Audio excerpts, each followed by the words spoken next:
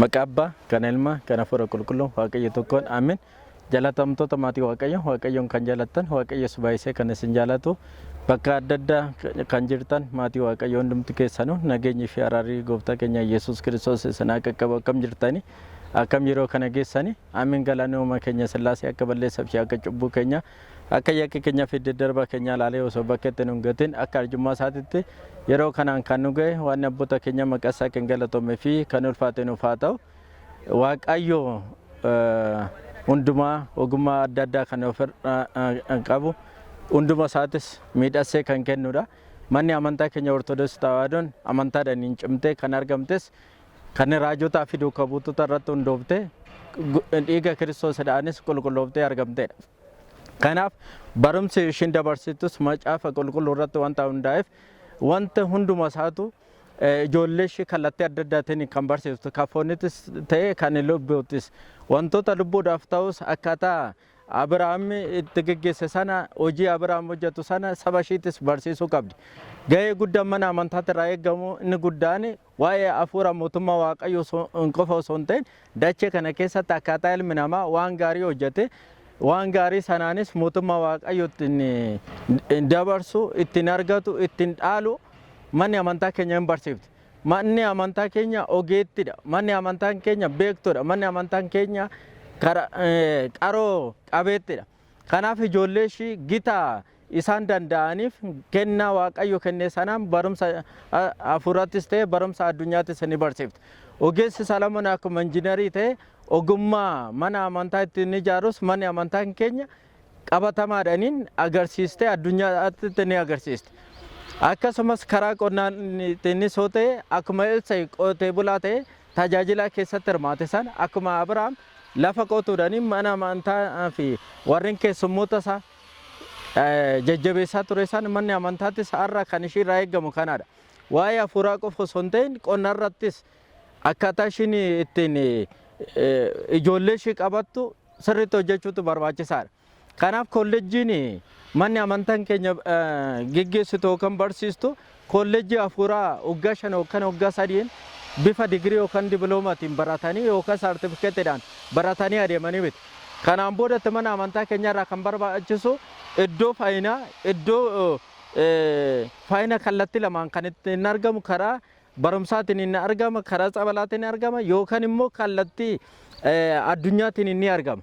Qoricha waaqayyo kallattii lamaaf kennuu danda'a. Inni guddaan waaqayyo beekumsa isaa ilma namaatiif kenne wanta ta'eef hafuura daangii bootiin ni biti. Isa dhiisne karaa mana amantaatitti sinnaa dhufnu qoricha adda addaa inni hojjetamu akkuma Luuqaas sana kiniinii hojjechuudhaan ilma namaa fayyisuun ni danda'ama yookaan immoo marfee waraanuudhaan ilma namaa akka isaan fayyaa ni danda'ama.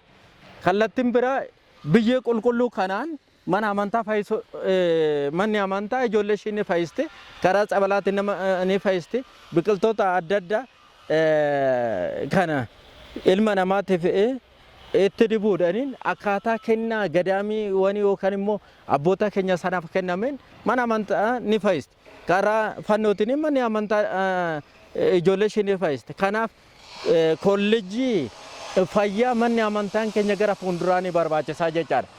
Kolleejjii fayyaa kana keessatti qeessi dooktorii ta'u daaqonii dooktorii ta'utu irraa barbaachisa. Mana amantaa keenya keessatti tajaajilaa ta'e inshuraansii fayyaa karaa addunyaa qofa osoo hin ta'in karaa mana amantaattis qabaachuutu barbaachisaadha. Abbootiin keenya baadiyyaa keessa jiran qabeenyaan dadhabaa ta'anii akkasumas immoo tajaajila keessatti yeroo dheeraa dabarsan yeroo dhukkuba tokkoon dararaman deebi'aniiti mana yaalaa yookaan hospitaala dhuunfaa keessatti wallaanamuudhaan yookaan kan addunyaa keessatti wallaanaman.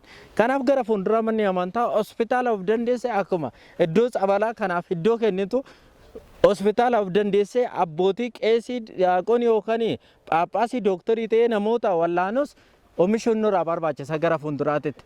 Inni biraa manni amantaan keenya waltajjii barumsaa sagalee qofa osoo hin ta'in waltajjii barumsaa addunyaattis ta'uutu barbaachisaadha. Akkuma qulqullichi Yoosef muka soofee hojjete sana mana amantaa keessaa farniicharii warreen hojjetan warreen sibiila hojjetan kana oomishuutu barbaachisaadha. Akkuma Nohii sana injiinarii ta'utu barbaachisaadha.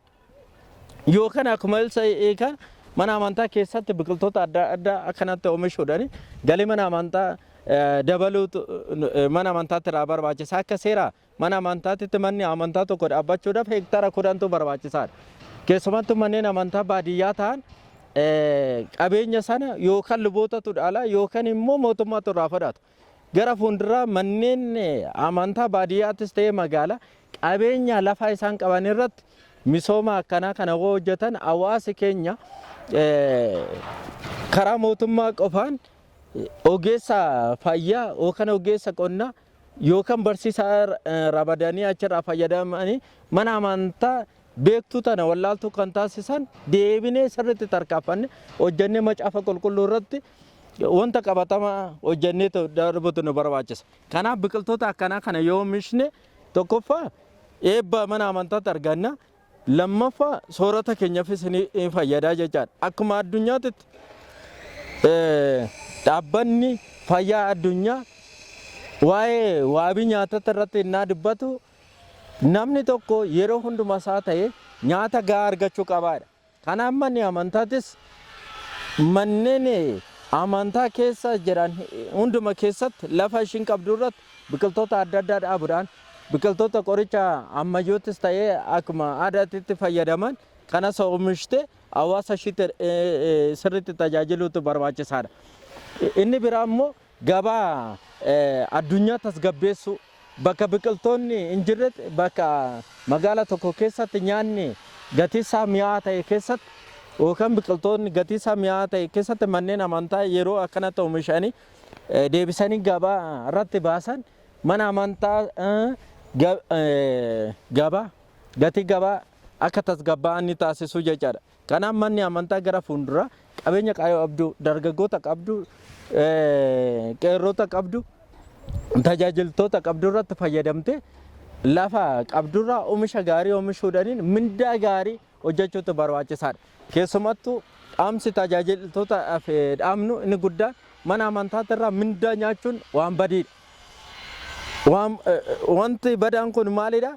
Namoonni mana amantaatti irraa tajaajiltoonni mindaa fayyadamanii tajaajilan gaafa mindaa sana dhaban taaddisoo ta'u, gaafa mindaa sana dhaban shakkitoota ta'u.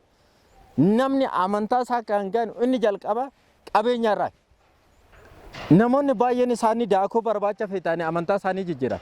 Namoonni baay'een isaanii zayitii barbaacha kan amantaa isaanii jijjiiran. Namoonni baay'een isaanii mana barbaachuuf, namoonni baay'een isaanii konkolaataa barbaachuuf, namoonni baay'een isaanii baankii keessatti maallaqa guddaa kuusuudhaaf fitanii amantaa isaanii jijjiirratan. Kanaaf dursinee kan irratti hojjechuu qabnus manna amantaa qaama lamaan of dandeesse gara fuulduraatti abdan. Innis qabeenyaan of danda'anii tajaajiltoota qabeenyaan of danda'an, inni lammaffaan immoo tajaajiltoota amantaadhaan of danda'anii warreen addunyaa keessatti gaaffii addunyaa gaafatamaniif deebisuu warreen danda'an. Kana abbaan keenya qulqullichi Phexros ergaa isaa boqonnaa 3:15 irratti wanta gaafatamtan hundumaaf akka gaaffii isaaniitti deebii kan kennitaniif qophaa'oo ta'aniiru. Warreen addunyaa gaaffii dhiyeessaniif akka addunyaatti deebii qopheessuu, warreen karaa hafuuraa dhiyeessaniif deebii qubsaa karaa hafuuraatiin dhiyeessuun ni danda'ama. Kanaaf kaayyoon guddaa manni amantaa waa'ee jireenya samii qofa osoo hin ta'in dachee qofa irrattis xiyyeeffatte waa'ee dachee kanaan immoo namoota ofitti qabuudhaan mootummaa Waaqayyoo lallabuutu nu barbaachisa. Kanaaf gooftaan keenya Yesuus Kiristoos dursa buddeena shanii fi qurxummii lama sana eebbisee namoota hedduu nyaachiseera. Kun kaayyoo isaa maalidha? Namoota nyaata barbaadaniif nyaata kenneefi gara hafuuraatti itti fidu. Qurxummii akka isaan qaban kan taasise, gabaa deemanii wanta tokko hojjetanii akka isaan daldalan kan taasise. Kun hundumti isaatu karaa foonii isaanii guute karaa hafuuraatti akka isaan dhufaniifidha. Kanaaf kaayyoon guddaan kallattiidhaan nuti ilaaluu qabnus waa'ee addunyaa kanaa qofa yaaduu yookaan immoo mootummaa Waaqayyoo kallattiidhaan namoota finnee amantaadhaan qofa jijjiiruu osoo hin ta'in karaa hafuuraatiin karaa addunyaatiin fooniidhaan ofitti bunne gara hafuuratti akka isaan jijjiiraman taasisuutu nurraa barbaachisa. Kana abbootiin gadaamiiwwan hedduu keessa jiran bulchaawwan mana amantaa tajaajilan tajaajiltoonni daaqoniin barsiisa wangeelaan yookaan luboonni manneen amantaa xiyyeeffannoo irratti kaa'uudhaan mana amantaa qabeenya qabduu irratti fayyadamuudhaan akka isaan mana amantaa geggeessan keessumattuu warra dargaggoon xiyyeeffannaan keenya wantoota addunyaa qofa irratti ilaalcha dabarsine barumsa yuunivarsiitii barumsa kolleejjii qofa irratti yaaduu qofa osoo hin ta'in mana amantaa keessa gallee macaafa qulqulluu abbootiin keenya akkaataa isaan itti jireenya hafuurattis jireenya dachee kanaattis hojjetan ilaalleetu hojjechuutu nu barbaachisa. Kanaafidha abbaan keenya Yaaqoob kan dubbates namni harka isaatiin hojiin hojjenne buddeena nyaateen akkuma jedhame sana nutis harka keenyaniin hojjenne mana amantaa keenyas guddisu galii mana amantaa keenya dagaagsu galii tajaajiltoota keenyas gaafa guddisne mana amantaa keenyas ni guddataa jechaadha.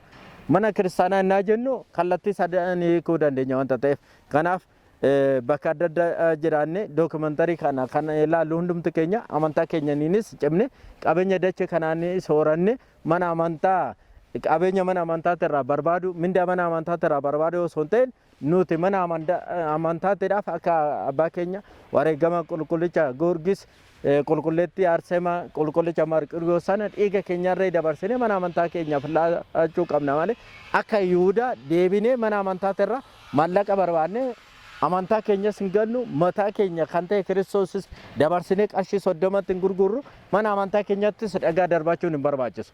Kana sirriitti xiyyeeffannee hojjechuutu nu barbaachisa. Kanaaf tajaajiltoota irraa kan barbaachisu mana amantaatirraa gadi buunee ba'aa mana amantaatitti ta'uu dhiisnee mana amantaa keenya baachuutu nu barbaachisaa jechaadha. Kanadha ayyuu manni amantaa gara fuulduraa kan nu barbaachistu guddaan. Tola mana amantaa tajaajilu qotee bulaa soo ta'e dandeettii qabuun mana amantaa keessatti leenjii manni amantaa karaa qonnaatti soo ta'e karaa hafuuraatti soo ta'e itti siqee mana amantaatirra muuxannoo fudhate akka baratan maqaa Waaqayyootiin dhaamsa dabarsina. Hanga onaan wajjin kan ture waan abboota keenya maqaa isaa kan galatoomee fi kan eebbifame nuuf haa ta'u.